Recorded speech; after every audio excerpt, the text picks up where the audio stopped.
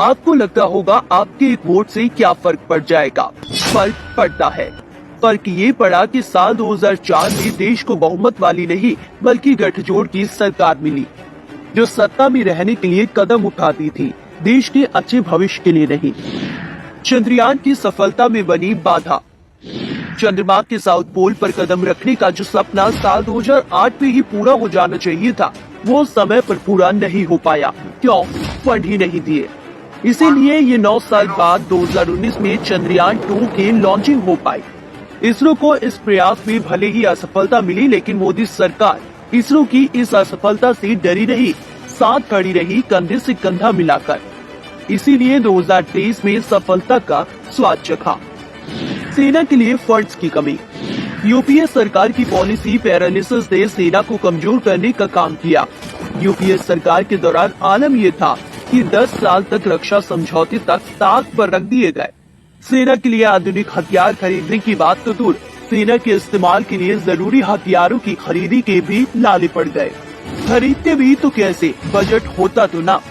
इतने बड़े देश की सुरक्षा को संभालने वाली सेना के लिए कांग्रेस सरकार के समय 2013-14 में डिफेंस सर्विस कैपिटल आउटलेट मात्र 86,740 करोड़ रुपए का था, जिसे मोदी सरकार ने साल 2023-24 में बढ़ाकर 1,32,301 करोड़ रुपए कर दिया। डीआरडीओ के साथ कांग्रेसी छल। यूपीए सरकार की कुनीतियों ने डीआरडीओ के भविष्य पर पलीता लगाने का काम किया। अगर सरकार की नीतियां सही रही होती तो डीआरडीओ की जिस मिशन शक्ति ने भारत को अंतरिक्ष में चौथी सबसे बड़ी शक्ति वाला देश बनाया, वो मिशन 2019 की जगह 4 साल पहले 2015 में ही पूरा हो चुका होता। ये बात हम नहीं कह रहे, ये बात डीआरडीओ के पूर्व चीफ वीके सारस्वत ने खुद कही है। सारस्वत के अनुसार अगर 2012-13 में मिशन की मंजूरी मिल जाती तो यह 2014-15 में ही लॉन्च हो जाता, लेकिन यूपीए सरकार से सकारात्मक जवाब नहीं मिला।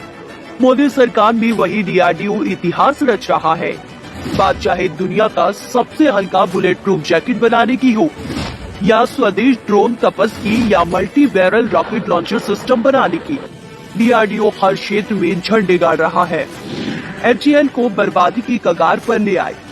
यूपीए सरकार की पैरालिसिस पॉलिसी की वजह से 2014 में एचएएल बर्बादी की कगार पे आ गया था, लेकिन जिस एचएएल के नाम पर कांग्रेसी पिछले कुछ साल तक लगातार कोहराम मचा रही थी, आज उस एचएएल के नाम पर उनकी जुबान पर ताला लग जाता है। पता है क्या? क्योंकि एचएएल मोदी सरकार में लगातार झंडे पर झंडे गाड़ रही है।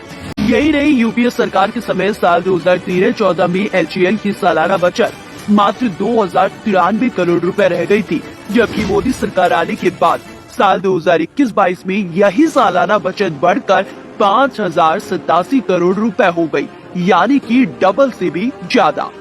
यही नहीं, आज एचएएल के पास 84,000 करोड़ रुपए की ऑर्डर है, वही 50,000 करोड़ के अन्य ऑर्डर पाइपलाइन में है। ये फर्क पड़ता है आपके एक वोट से। बीआरओ के काम में भी लेट लतीफी। साल 2004 से 2014 तक केंद्र की सत्ता में एक ऐसी पार्टी बैठी रही जो इतनी संवेदनहीन थी कि उसके पास बीआरओ, जो भारत के सीमावर्ती इलाकों में सड़क एवं पुल बनाने का काम करती है, जो सुरक्षा के लिहाज से भी बहुत जरूरी है, उस बीआरओ के लिए भी फंड्स की कमी होती थी।